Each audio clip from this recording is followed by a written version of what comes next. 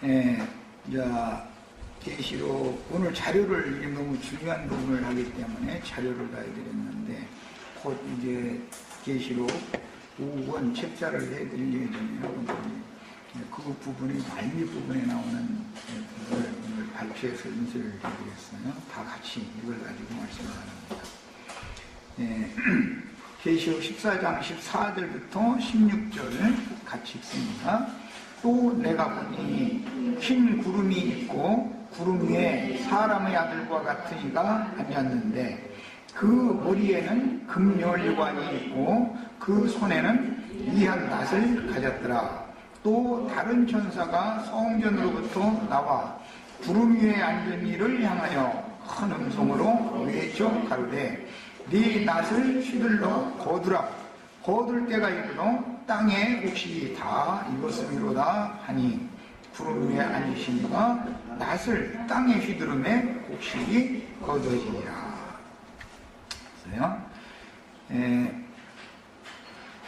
구름에 앉은 이가 있었고 10장에서는 구름을 입고 내려오시는 힘센 천사 이야기가 나왔었죠. 구름, 예수님이 구름 타고 오신다 그랬으니까 그 구름 얘기를 이제 잘 먼저 마음에 담아 두셔야 되겠어요.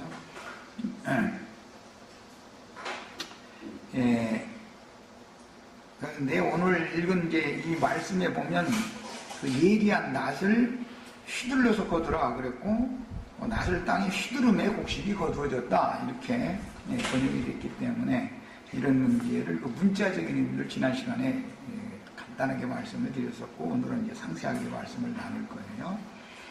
자, 같이 읽어나갑니다. 본문은 이미 앞에서 시온산의 선자들 곧 추수되기에 합당하게 양육을 받아 흠이 없는 곡식들을 마지막으로 거둬들이는 추수를 계시하는데 14만 4천의 수를 마무리해서 채운다 그 말이에요. 큰 환난을 거치며 연단을 받아 스스로 쉬게 된 알곡들이 들림받는 최종 추수에 대한 말씀이 기록됐습니다. 추수 얘기가 나오는 곡식들이 다 희게 되었다라는 말씀이 이미 요한복음에서도 예수님이 이 말씀 했었었죠. 녹색이나 뭐 흑색이나 다른 젓갈색이나 이런 색을 많이 띠고 있다는 것은 아직 온전케 되지 못했다는 뜻이니까 완전히 희게 된 사람들만 데려간다 이제 그런 뜻이니까 이해가 있으셔야 되겠어요.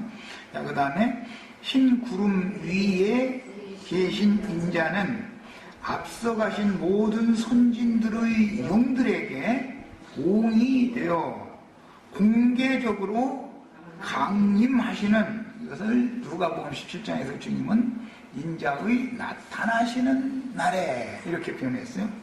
공개적으로 강림하시는 것은 도적같이 오신다고 하셨던 임하시는 것과는 다른 얘기죠. 나타내는 거니까. 성경에 주님의 오심에 대해서 말씀할 때 보면 임하신다라고도 돼 있고 나타나는 날에는 이렇게 되리라.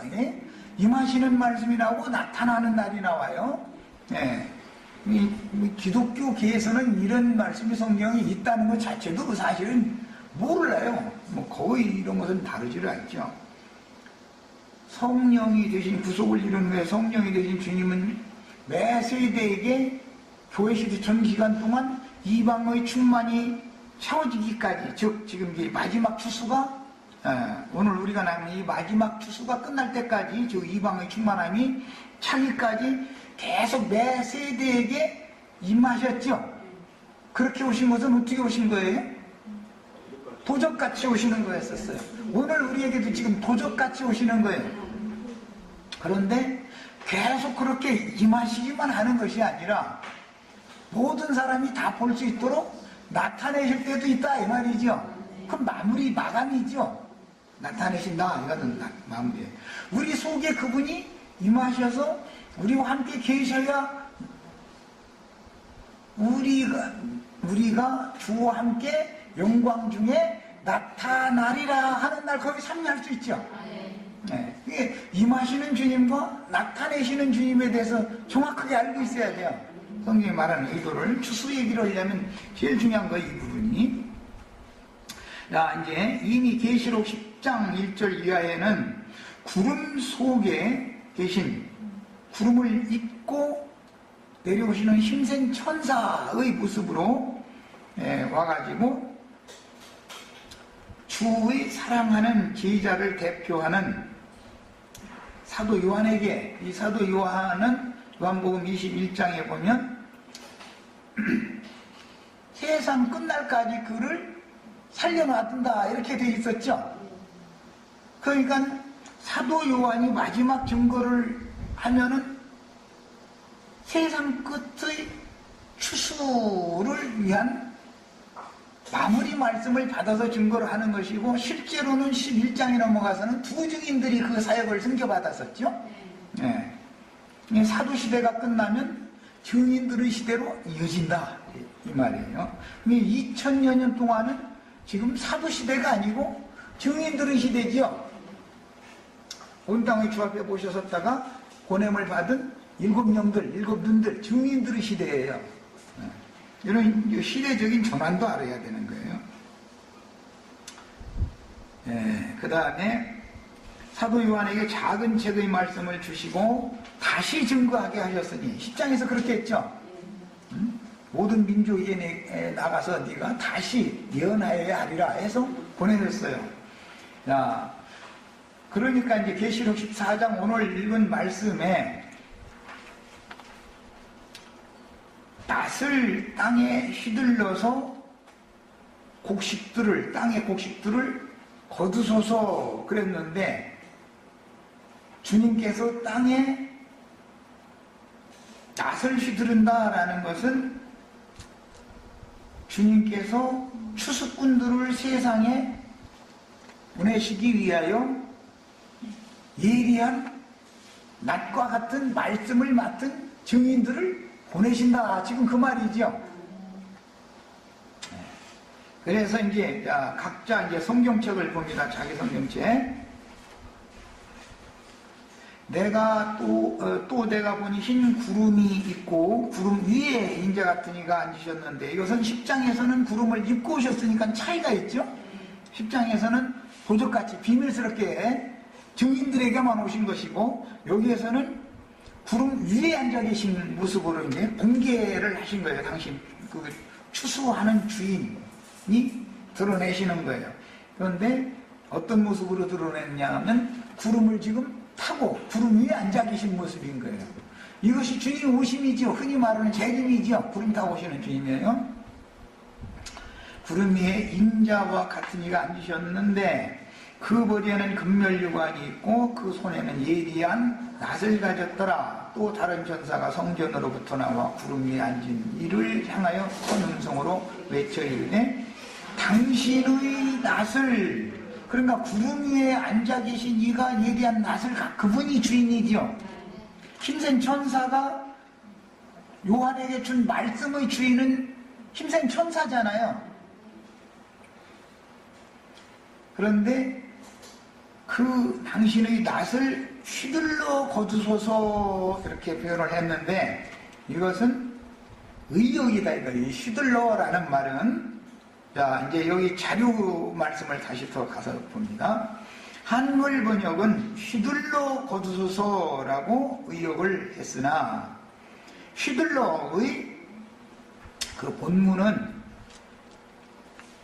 보내다 라는 뜻이다. 보내다.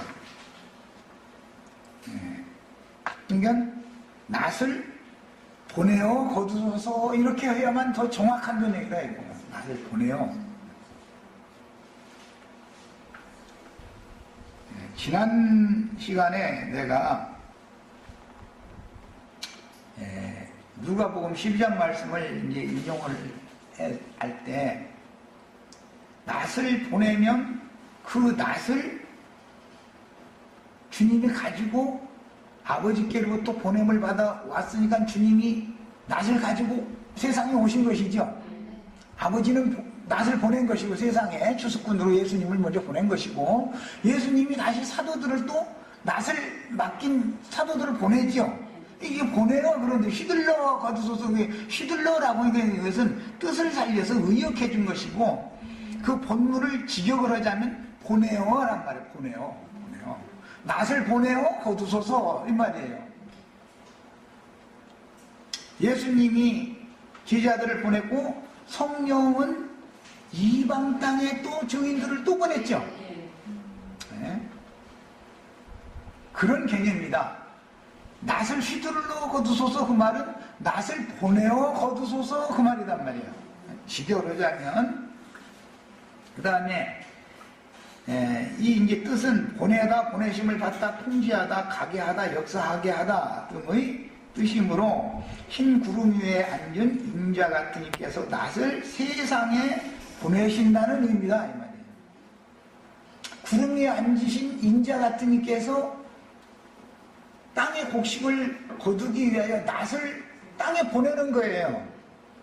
그러면 그 낫을 받은 사람들이 휘둘르면 이제 추수가 되겠죠. 네, 이런 개념이다 이거예요. 자, 그 다음에 이제 낫을 실제로 휘둘러서 거둔다 이 말은 단어가 이제 이것은 휘둘러서라는 말은 단어가 발로라는 이 헬라어는 던진다 라는 뜻이다. 던진다. 이제 이 말씀은 정확한 이해를 위해서 누가복음 낫을 휘두른다라는 뜻. 하늘 아버지께서는 예리한 낫을 가지고 있는 예수님을 맨 먼저 세상에 보냈죠.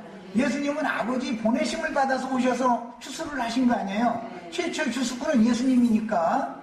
그 다음에 예수님이 사도들을 또 보내서 추수를 하러 보낸 거 아니에요. 그런데 맨손으로 보낼 수는 없잖아요. 곡식을 거두려면 뭐 거둘 수 있는 도구를 보내야 되니까. 그래서 예수님이 제자들을 가르친 말씀은 낫을 지금 제자들에게 주는 말씀이었죠. 낫을 보내는 거예요. 사실은 사람을 보내는 것인데 추수하는 말씀을 맡은 사람이 가는 것이 낫이 보냄을 받은 것으로 성경은 표현해놨다 이 말이에요. 그럼 보냄을 받으면 가서 이제 낫을 휘둘러야죠. 휘둘른다는 말과 휘둘러라고 하는 그 말은 단어 자체가 다른 거다라는 걸 내가 일부러 여기 이제 본문을 지적을 해 놓은 거예요. 이 이제 문제를 이해를 돕기 위해서 누가복음 12장 말씀을 다 같이 이제 우선 살펴봅니다. 성경을 특히 추수에 관한 이런 말씀은 너무 중요하고 정확하게 알아야 되기 때문에 좀 소상하게 다루는 거예요. 뭘 어중쩡하게 알면은 원래 돌팔이가 사람 잡는 거예요. 의사도 정확하게 어떤 병명을 딱 집어내는 의사 만나면 살게 돼 있어요. 그런데 잘 모르겠다고 날마다 시험해보자고 해서 넣어놓고 나서는 오늘도 피 뽑아가고 내일도 피 뽑아가고 한 달에 두 달에 계속 이거 나오고 오줌 받아와라 똥 받아와라 그것을 한 달에 계속 하면 죽어요 살아요? 그 사람 반드시 죽게 돼 있어요. 그럼 빨리 퇴원을 해야 되는 거예요. 아 이건 아니구나 싶으면은 확답을 못 해줘.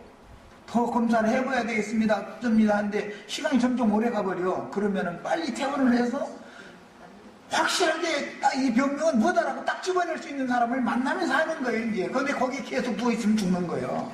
돈만 들어가 또. 그것이 전립병 앓던 사람 38년 동안 돌팔이 의사 만나가지고 거반 다 죽어가는데 예수님 만나가지고 살아난 거 아니에요. 세상 이치가 천국의 이치도 똑같은 거예요, 이게. 12장 49절부터 읽겠습니다. 48절부터 읽겠습니다. 알지 못하고 맞을 일을 행한 종은 적게 맞으리라. 그러니까 이게 참 너무 놀라운 말씀인데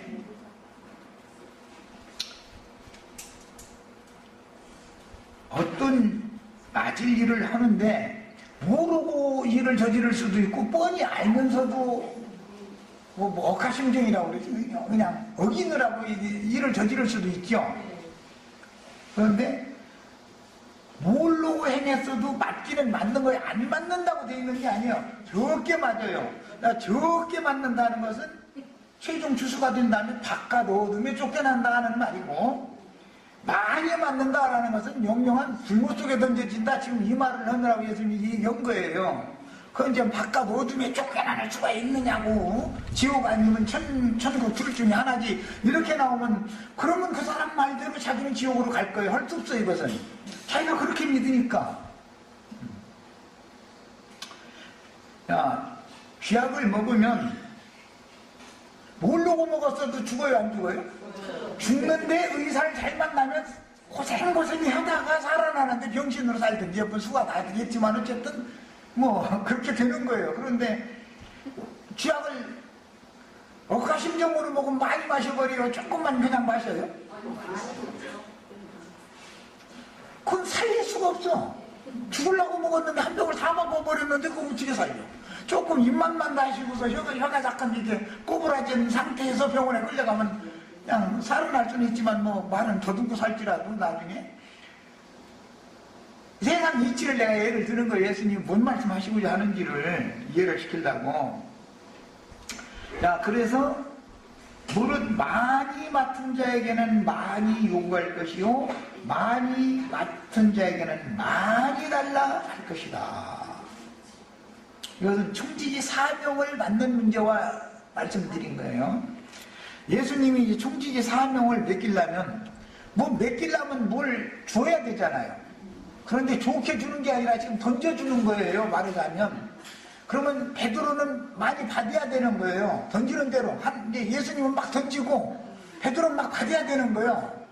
네. 이제 이런 개념을 말씀하신 거예요. 49절 봅니다. 내가 불을 땅에 던지러 왔느니, 거기 던지러라는 이 용어가 헬라어의 그 스트롱 넘버 906번 휘둘러서 거두소서 할 때 휘둘러서라고 번역이 된 똑같은 단어예요. 발로. 뭐 하러 왔다고 예수님이? 불을 땅에 던지러 오셨어요. 그런데 계시록에서는 낫을 던진다는 거예요. 낫을 던진다. 지금은 불을 던지러 오셨는데 이 불이라는 건 이제 뒤에 성령을 말하는 건데 성령을 던지러 왔어. 그럼 성령을 막 던져주시면 사람은 성령을 받아들여야 돼요. 에이 싫어하고서 거부해야 돼요. 많이 받아들인 사람은 성령이 충만한 사람이 되겠죠. 스데반이 성령이 충만해가지고 증거했다. 베드로가 막 성령이 충만해가지고 11사도 와서서 말씀을 좀 하였다. 성령이 충만하려면 성령을 던지면 많이 받아야죠. 불 던진다라는 말은 지금 주님은 성령 던진다라는 말을 비유를 하느라 이렇게 한 거예요. 성령을 던지러 오셔서 성령을 받으면 불이 번지는데 어떻게 번지냐. 제자들이 나가서 선포를 하면 두 증인들이 나가서 선포하면 불 붙죠. 온 땅에. 계시록 11장에도 그렇게 돼 있죠. 그 입에서 불을 쳐야된다는 거잖아요. 예수님 입에서도 지금 불 쳐야된 것이죠. 그게 뭐예요? 성령의 말씀이다 이 말이에요. 성령의 말씀. 예수님이 하신 말씀, 예수라는 사람이 하는 말이 아니죠. 아버지께서 예수 안에 계셔서 아버지가 지금 불성령이단 말이에요. 그래가지고 예수님이 말씀하시면 막 불성령이 막 던져지는 거예요. 그러면 제자들은 막 받는 거예요. 이제 개념을 지금 이해를 시키려고 얘기하는 거예요. 내가 불을 땅에 던지러 왔노니 이 불이 이미 붙었으면 내가 무엇을 원하리요. 아직 불이 안 붙은 것은 세상에서도 어떤 얘기를 하다 보면은 처음에는 사람들이 시큰둥하더니 나중에 점점 말씀을 많이 듣고 보고 나더니 이거 진짜 안 하고 나서 이제 막 사람에 막 불이 붙었더만 아주 그 사람들 불 붙었더만 막 이러죠. 베드로나 11사도가 지금 성령이 충만하지 않으니까 예수님과 똑같이 불 던지러 나가가지고 막 불 같은 열심으로 목숨 내놓고 이걸 해야 되는 거잖아요. 지금 예수님은 혼자 지금 애쓰고 있는 중이에요. 불 던지느라고. 그런데 제자들이 아직 불을 많이 받지 않아가지고 불이 안 붙어잡고 온 세상이 막 빨리빨리 불이 붙어야 되는데 예수님 마음에는. 그런데 그건 예수님의 원한뿐이지 제자들은 뭐 그냥 아직 시큰둥한 거예요. 그 얘기예요 지금. 자, 그러고 나서는 이제 나는 받을 세례가 있으니 그것이 이루어지기까지 나의 답답함이 어떠하겠느냐. 지금 예수님은 막 불을 계속 던지는데 제자들은 시큰둥하고 있으니 답답한 거예요. 그 말은 무슨 뜻이에요? 제자들이 불을 잘 받아들이지 않는다 이 말이죠. 제자들이 불을 잘 받아들이게 만들려면 예수님이 먼저 불세례를 받으셔야 돼. 그게 십자가에 죽는 것이죠. 그 다음에 영이 되셔가지고 제자들에게 오면 제자들이 이제 불 붙어가지고 이제 목숨도 내놓아버려. 목숨도 아예 내놔버려. 이제 지금 그 얘기예요.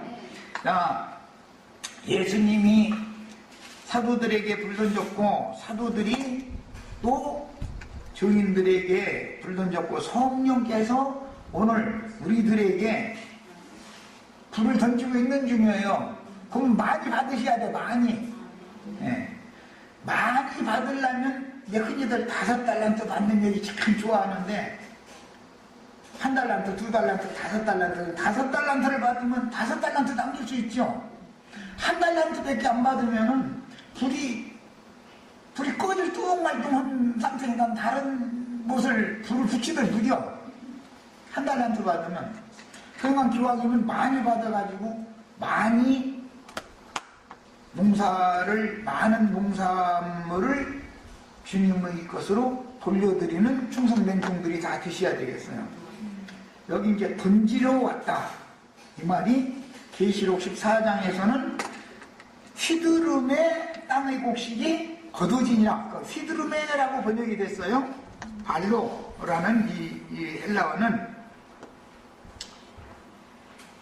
휘두름에라는 말은 의역되어진 것이고 이것은 낫을 땅에 내 던졌다. 낫을 받아가지고 낫을 내 던졌다 이 말이에요. 낫을. 우리 형제 자매님들이 이제 여기서 받을 때는 낫을 받으셔야 되고 나는 내 던지는 중이고 우리 형제 자매님들은 가서 또 내 던져야 돼. 내 던지면 추수가 돼가지고 흰 구름 위에 앉으신 이께로 다 호련히 변화돼서 끌려 올라가. 공중 구름으로 호련히 변화되어 끌려 올라간다. 데살로니가 전서 4장 막 해가면서 사람들 그 얘기 참 많이 하죠. 그러면 어떻게 하면 된다고요? 예리한 낫을 던지는 종을 보내면 그 종이 예리한 낫을 던지면 받아들여가지고 낫을 많이 받아가지고 나가서 또 그 낫을 또 내 던져버려. 받아가지고 또 내 던지면 곡식이 추수가 되어져가지고 공중 구름 속으로 그 영혼들이 호련히 이렇게 이끌려 가는 거예요. 이렇게 추수를 하는 거예요. 그러니 이런 그 표현들이 인간의 세상에서 이해하는 말과는 다르게 되어 있기 때문에 오늘 이것을 이해를 잘 하시라고 말씀 특별한 시간을 갖는 거예요. 말하자면 이게 지금 특별 집회하는 거예요. 자, 이제 이 자료를 다 가서 같이 읽어보겠습니다. 예수님이 불을 던진 것은 불세례를 사도들에게 하러 왔다 그 말이죠. 그럼 사도들이 불세례를 받으면 또 가서 불을 토해내가지고 다른 사람들에게 불세례를 또 시켜주겠죠. 불세례를 받은 사람들은 추수된 곡식들이죠. 이 말이에요. 순두공교회처럼 불러 막 그렇게 하죠. 막 불이 임했다. 이게 그런 말이 아니고 그 천사장에게 추수꾼들로 위임을 받은 종들이 예언을 하는 기간이 마치기를 기다렸다가 이제는 시온산에 선 성도들인 땅의 모든 곡식들이 다 익었기 때문에 시온산에 선 성도들은 다 온전케 된 자들이었죠. 그러려면 온전케 됐다. 거기도 원문을 직역하면 장성하다 그런 뜻이에요.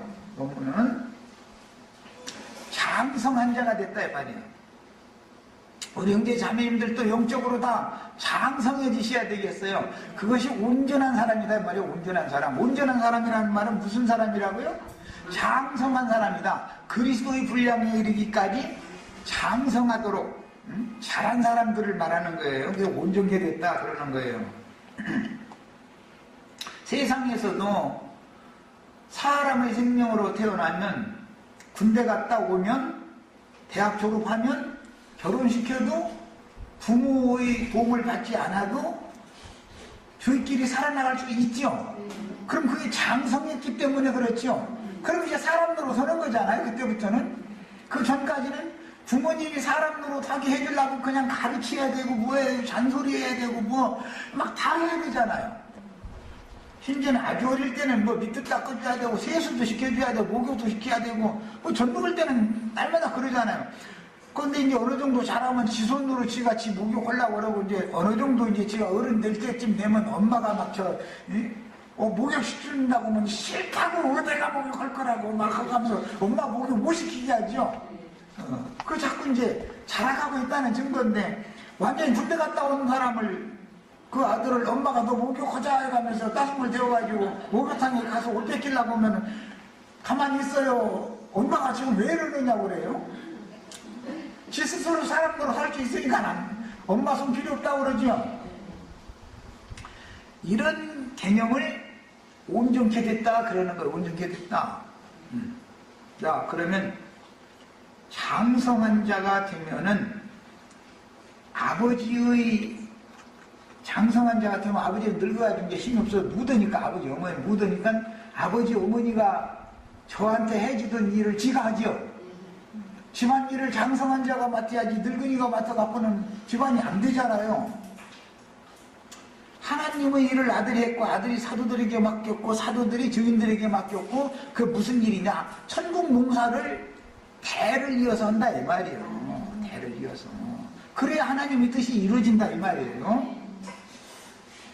자, 그래서 이제 시온산에 선 성도들의 수가 이렇게 채워지기 위하여 땅에 남은 곡식을 한꺼번에 다 거두어드리는 말씀을 하는 것인데, 그래서 남은 곡식을 거두어 구름 속으로 이끌기 위하여 공개적으로 나타내시는 것이다. 지금 이 문제는 계시록 14장은 주님이 인자의 나타나는 날에는 이러하리라 했던 그 나타나는 날이다 이 말이에요.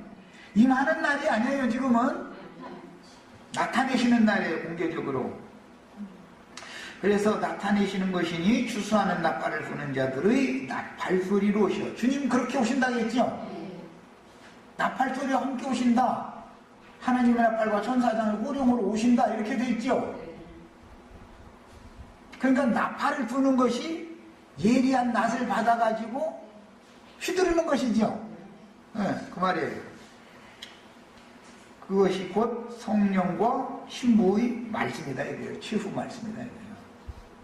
낫을 휘두른다는 건 성령과 신부가 말씀하신다 그 말이다 이 말이에요. 그래서 그 말씀을 역사상에 이루어 짐승의 때 후반기에는 여기서는 개별적으로 데려가는 게 아니라 그 마지막 때, 한 때, 두 때, 반 때, 3년 반이라고 하는 기간에 땅에 모든 곡식을 익었으니까 모든 곡식을 3년 반 동안에 싹 걷어가 버리는 것을 말하는 거예요. 여기서는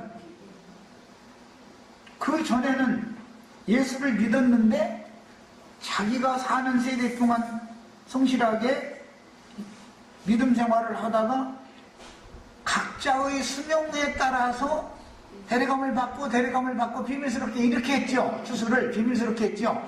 그러나 이때는 공개적으로 해버린다 이거 공개적으로. 그러니까 이 추수 기간은 짐승의 때라고 하는 짐승의 때의 후반기, 흔히 말하는 후상년 반 동안에 땅의 짐승이 수가 몇이든지 다 죽인다라는 말씀은 지금 다 추수된다 그 말이죠. 하나님의 입장에서 보면 그런 뜻이다 이거예요. 이거에 대해서 아주 정확하게 알고 있어야 되겠어요. 야, 주님의 공개적인 추수는 짐승들에게 핍박을 받던 성도들이 단체적으로 죽임을 당하여, 야, 여기서는 단체적으로 죽임을 당하기 위해서는 단체적으로 단이 쳐져 있어야 되겠죠. 그 전에는 건축에 관한 개념이 별로 없이 그냥 신앙생활 한다 이거예요. 여기 가서도 하고 여기 마음에 안 들면 저기 가서도 하고 이런 식으로 하다가 최후에는 내가 어디로 가서 누구와 동역함으로 어떤 단에 묶일 것인지를 최후에는 결정을 해야 되는 얘기다 이거예요. 최후에는 이게 제일 중요한 거예요. 이제 왜? 추수를 단체적으로 단으로 가지고 가니까 단으로. 여기서는 개인적인 추수가 아니라 단체적으로 추수되는 거예요. 단체적으로. 그게 하나님이 하시는 일이에요. 그러려면 이 일이 있기 전에 계시록 11장에서 전 3년 반 동안에 주인들이 먼저 보냄을 받아가지고 곡식과 가라지를 분별을 딱딱 해야 되겠죠. 올 익지 못한 곡식도 올 익은 곡식과 또 분별을 해가지고 집중적으로 양육을 해야 되겠죠. 예수님이 예언된 메시아로 구약성경의 모든 선지자들의 예언으로 오시리라 한 그 메시아로 세상에 나타내시기 위해서는 먼저 길을 닦는 자인 엘리야의 영과 능력으로 보냄받은 요한이 와서 사역을 해봐야죠. 그래야 이제 예수님이 나타낼 수 있잖아요. 내가 메시아다라고 이렇게 공개적으로 드러낼 수 있잖아요. 그것은 초림 때의 이야기고, 흔히 말하는 재림 때는 어떻게 하느냐, 증인들이 먼저 가서 주님이 오실 길을 예비를 해놔야 주님이 추수꾼들의 나팔소리와 함께 공개적으로 오실 수가 있는 것이다. 공개적으로 오시는 것은 재림 메시아가 어떤 분인지를 세상에 나타내는 것이다 이래요. 그게 나타내는 것이다. 초림 때는 독생자가 오셔야 되니까 세례요한 한 사람이 와서 소개를 하면 됐죠. 재림 때는 땅끝까지 모든 민족에게 천국 복음이 다 증거된 다음에 온 땅에 있는 온 땅의 모든 목숨을 한꺼번에 거둬야 되니까 주님이 오실 길을 예비하는 모든 종들이 온 땅에 보냄받아야 되니까 수가 많이 보내야 되겠죠. 그래서 계시록에서는 복수의 증인들이 앞서서 보냄을 받는 것이다. 왜? 온 땅에 땅끝까지 농사를 다 해놨으니까 주님이 딱 온 지구상에서 한꺼번에 싹 거둬야 되잖아요.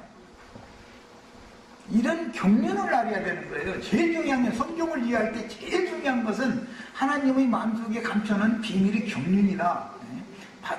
바울이 내가 이 비밀의 경륜을 깨달았노니, 나의 글을 읽어보면 내가 하나님의 마음속에 감춰놓은 이 비밀을 창세 전부터 감춰진 비밀의 경륜을 내가 깨달은 것을 너희가 알으리라, 이런 표현을 했는데, 제일 중요한 것은 하나님의 경륜을 먼저 깨달아야 되는 거예요. 큰 프레임, 틀을 알아야 된다, 이거 틀. 성경의 구조, 틀을 알지 못하는 상태에서 구원을 원한다는 것 자체가 중구난방일 수밖에 없는 것이죠. 그래서 그 육신의 장막을 육신의 장막을 벗는 것은 짐승의 우상에게 경배하지 않으면 암코 땅에 사는 자들은 수가 몇이든지 다 죽인다 그랬으니까, 그것이 마지막 추수를 해서 시온산에 선 어린 양 앞에 14만 4천의 마무리 추수를 하는 14만 4천을 채우는 내용이다. 이 생을 이제 떠나자마자 마지막 3년 반 동안에 추수되는 사람들은 주 안에서, 예수 안에 데려감을 받아서 자다가 오는 부활 때 마지막 나팔 소리와 함께 자다가 예수 안에서 일어날 사람들이 아니죠. 살아생전에 살아있는데 이 생을 떠나자마자 속사람이 신령한 몸을 즉시로 입고 나타난다 이 말이야. 그러나 그 전까지는 비밀스럽게 예수 안으로 데려옴을 받아가지고 예수 안에서 자기를 마치고 주 안에서 자다가, 혹은 자기를 마치고 쉬는이라 그러는데, 쉬다가 마지막 나팔 소리가 나면 주 안에서 자던 자들이 먼저 일어나고, 그때 주님께서 그때사 흰옷을 입혀주신다. 그때사 단체적으로.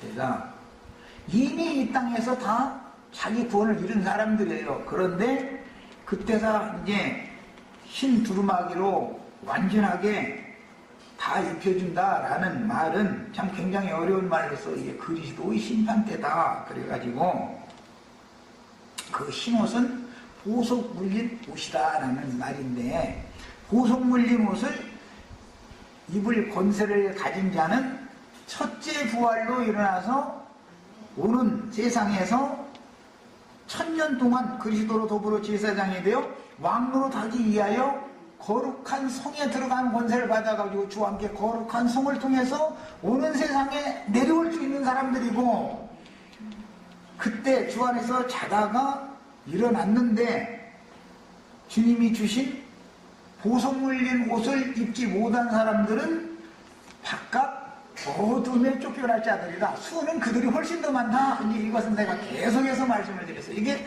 그리스도의 심판 때다. 그래요. 공의대로 진리대로 판단한다. 왜 그런 일이 벌어져야 되냐? 곡식이지만 하나님께서 인정할 만한, 즉 말하자면 인간 세상에서 사람 노릇을 하되 어른됐다 해가지고서 다 다스리는 자는 아니죠.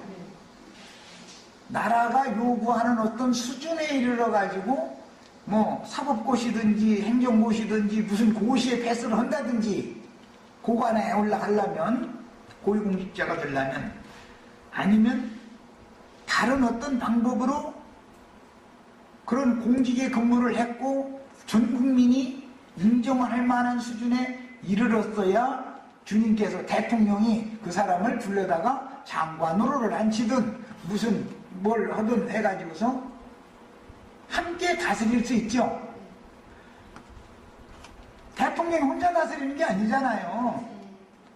각부 장관들과 비서진들과 이런 사람들과 같이 다스리는 것이죠. 그래서 그리스도로 더불어 제사장이 되어 1000년 동안 왕으로 갈 때는 혼자 하는 게 아니고, 주님 혼자 하는 게 아니고 함께 다스린다. 함께. 그래서 이것을 뭐 영문으로 코킹이라고 해요. 코킹이라는 건 분봉왕들이다 라는 말이에요. 분봉왕들.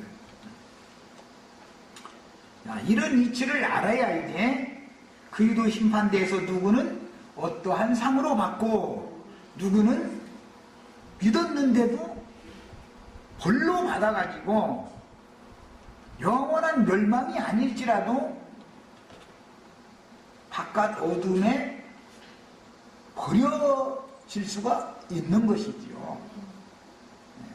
거룩한 성 새 예루살렘만 하나님의 영광의 빛으로 충만한 곳이고, 거기에서는 달빛이나 햇빛은 쓸데없어요. 그러나 바깥은 달빛이나 햇빛이 여전히 필요하다 이 말이잖아요. 세상에서 우리가 욕심을 잃고 사는 동안 달빛과 햇빛이 필요하죠. 그러나 거룩한 성에 완전히 데려간 이기는 자들은 달빛이나 햇빛으로 사는 게 아니다. 하나님의 영광빛으로 산다 이 말이에요. 네. 자, 그래서 주님의 공개적인 주소는 짐승들에게 핍박을 받던 성도들이 단체적으로 죽임을 당하여 그 육신의 장막을 벗되 이생을 떠나자마자 속사람은 희고 빛나는 새옷, 이것은 신령한 몸으로 나타난다라는 말인데, 이것은 보석 물린 옷을, 제사장의 옷을 입었다. 표현이 그런 표현이에요. 또 호련히 갈아입고 영광 중에 주와 함께 나타나서 흰 구름 속으로 이끌림을 받는다는 뜻이니, 자, 이제 성경을 찾아 읽겠습니다. 누가복음 17장 22절로 37절을 읽습니다. 이렇게 나타나는 동안에 계속 임하셨던 사람들이죠. 주님이. 지금 우리는 지금 오늘 이 말씀을 들을 때 말씀을 가지고 주님 우리 형제 자매님들 심령과 마음속에 임하여 가지고 깨우침을 줬죠. 빛으로 임하셨죠.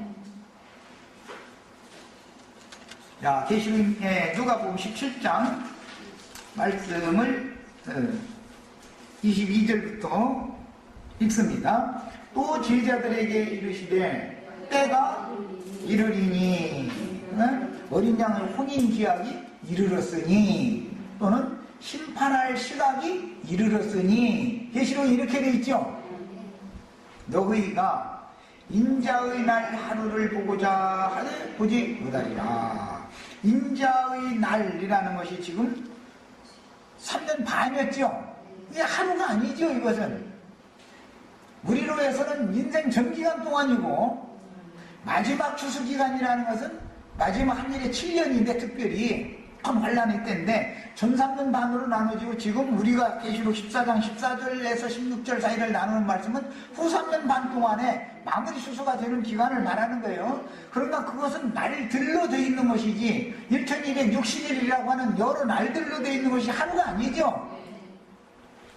그런데 오늘날 기독교인들, 소위 무천년설 주장하는 자들은 뭘 믿어요?